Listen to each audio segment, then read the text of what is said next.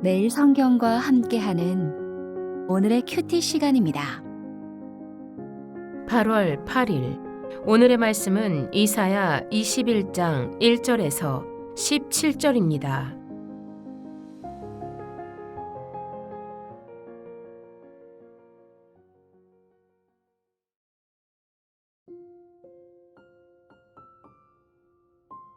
해변 광야에 관한 경고라. 적병이 광야에서 두려운 땅에서 내게 회오리 바람같이 몰려왔도다. 혹독한 묵시가 내게 보였도다. 속이는 자는 속이고 약탈하는 자는 약탈하도다. 엘람이여 올라가고 메대여 애워싸라. 그의 모든 탄식을 내가 그치게 하였노라 하시도다. 이러므로 나의 요통이 심하여 해산이 임박한 여인의 고통 같은 고통이 나를 엄습하였으므로 내가 괴로워서 듣지 못하며 놀라서 보지 못하도다. 내 마음이 어지럽고 두려움이 나를 놀라게 하며 희망의 서광이 변하여 내게 떨림이 되도다. 그들이 식탁을 베풀고 파수꾼을 세우고 먹고 마시도다. 너희 고관들아 일어나 방패의 기름을 바를지어다.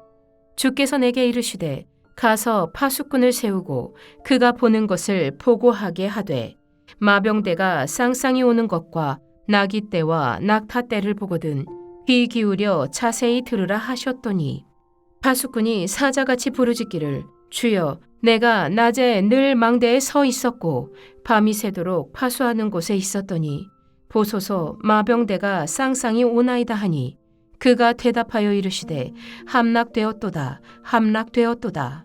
바벨론이여 그들이 조각한 신상들이 다 부서져 땅에 떨어졌도다 하시도다.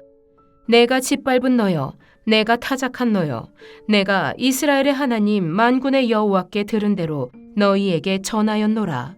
두마에 관한 경고라. 사람이 세일에서 나를 부르되 파수꾼이여 밤이 어떻게 되었느냐 파수꾼이여 밤이 어떻게 되었느냐. 파수꾼이 이르되 아침이 오나니 밤도 오리라. 내가 물으려거든 물으라. 너희는 돌아올지니라 하더라. 아라비아에 관한 경고라. 드단 대상들이여 너희가 아라비아 수풀에서 유숙하리라. 대마 땅의 주민들아 물을 가져다가 목마른 자에게 주고 떡을 가지고 도피하는 자를 영접하라.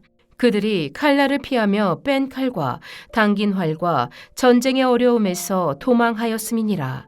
주께서 이같이 내게 이르시되 품꾼에 정한 기한같이 1년 내에 게달의 영광이 다 쇠멸하리니 게달 자손 중 활 가진 용사의 남은 수가 적으리라 하시니라. 이스라엘의 하나님 여호와의 말씀이니라.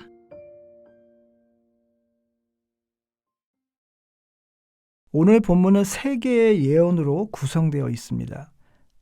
1절부터 10절은 바벨론에 대한 예언, 11절과 12절은 두마, 에돔에 대한 예언, 13절부터 17절은 아라비아에 대한 예언입니다. 본문은 언뜻 보면 서로 관계없는 세 나라에 대한 예언처럼 보이지만 이 예언들은 하나의 주제로 묶일 수 있습니다. 그렇게 21장을 읽는다면 세상의 안전은 무너지지만 하나님의 말씀을 바라보며 깨어있는 사람은 흔들리지 않는다는 메시지를 우리에게 전해줍니다. 특히 21장에서 반복되는 이미지가 파수꾼이라는 점에서 하나님은 역사를 바라보는 올바른 시각을 지닌 사람이 되라고 저와 여러분을 부르고 계십니다. 우리는 뉴스를 보면서 세상이 어떻게 돌아가는지를 살핍니다. 국가의 경제를 살피고 정치를 살핍니다. 국제 정세도 살핍니다. 그런데 하나님은 오늘 우리에게 조금은 다른 질문을 던지십니다. 너는 무엇을 바라보며 사느냐?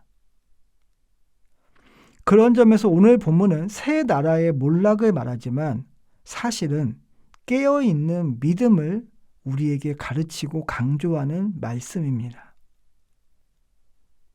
본문의 첫 번째 예언은 바벨론에 관한 것입니다. 우리의 눈길을 끄는 것은 이사야가 이 예언을 매우 큰 고통 가운데 받았다는 점입니다. 2절부터 4절을 보면 예언을 전하는 예언자 자신도 몸을 떨고 마음이 흔들릴 만큼 충격을 경험합니다.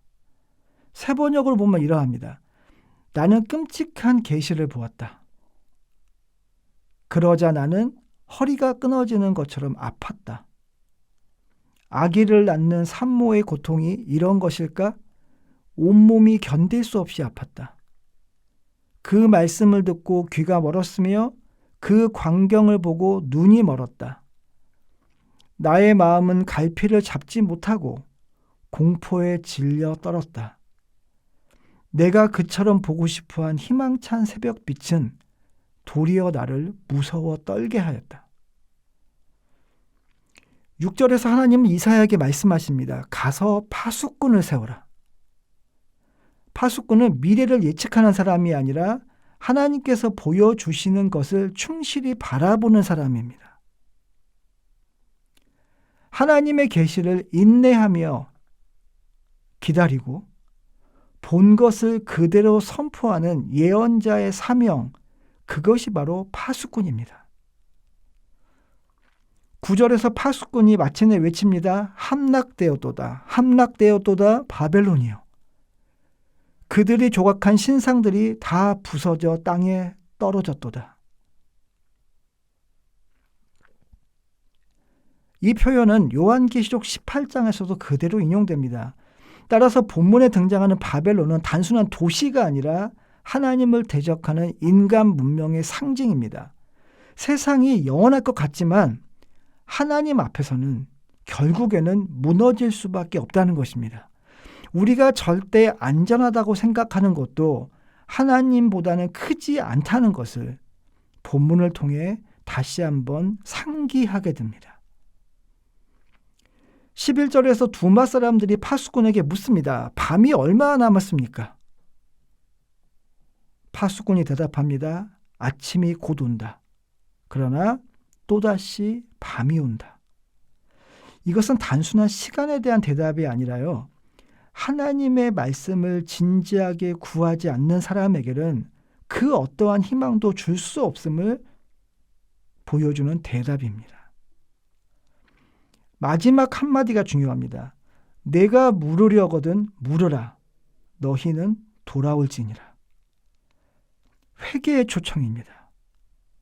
깨어있는 믿음은 그저 현실을 똑바로 응시하는 데 그치는 믿음이 아니라 하나님의 말씀을 기다리는 믿음입니다. 13절부터 17절은 아라비아에 대한 예언입니다. 피난민들이 등장하고 활 쏘는 용사들이 사라집니다. 게달의 허세도 사라집니다. 당시 광야의 부족들은 생존력이 강하기로 유명했습니다. 그러나 그들도 하나님의 심판을 피하지 못한다는 것입니다. 이 세 번째 예언은요, 어느 누구도 예외가 없다는 사실을 보여줍니다. 모든 민족이 하나님의 통치 아래 있다는 것입니다. 오늘 본문은 우리에게 세 가지를 말합니다. 첫 번째, 세상의 가장 강한 나라도 영원하지 않다는 것입니다. 두 번째, 하나님은 우리를 파수꾼처럼 깨어 있으라고 부르신다는 것입니다. 세 번째, 참된 안전은 하나님께만 있다는 것입니다. 앞서 말씀드렸지만 파수꾼은 시대를 분석하는 사람이 아니라 하나님의 말씀을 기다리는 사람입니다. 오늘 하루도 저와 여러분이 세상의 뉴스보다 하나님의 말씀을 기다리는 사람이 되길 소망합니다. 하나님의 말씀에 귀를 기울이는 깨어있는 저와 여러분이기를 바랍니다. 그래서 묵상의 시간은 파수꾼의 시간입니다. 세상이 아직 잠들어 있는 새벽 미명일지라도 우리는 하나님의 말씀 앞에 섭니다. 그리고 오늘도 하나님은 우리에게 말씀하십니다. 깨어 있으라. 기도하는 사람은 세상을 두려워하지 않습니다. 말씀을 붙드는 사람은 세상의 변화에 흔들리지 않습니다. 저와 여러분이 오늘 하루도 이러한 삶이 되기를 소망합니다. 기도하겠습니다. 오늘도 저희를 세상의 파수꾼으로 부르시는 주님, 이사야 21장을 통해 파수꾼이 세상의 소식을 가장 먼저 전하는 사람이 아니라 하나님의 말씀을 가장 먼저 듣고 가장 먼저 선포하는 사람이라는 것을 말씀하여 주시니 감사합니다. 오늘 저희가 세상의 불안함보다, 세상의 정세보다 하나님의 말씀을 먼저 보며 하루를 시작하는 파수꾼이 되게 하여 주시기를 소망합니다. 그 말씀으로 하루를 살아가는, 오늘 하루 우리의 삶으로 그 말씀을 선포하는 저희가 되게 하여 주시옵소서. 예수님의 이름으로 기도하였습니다. 아멘.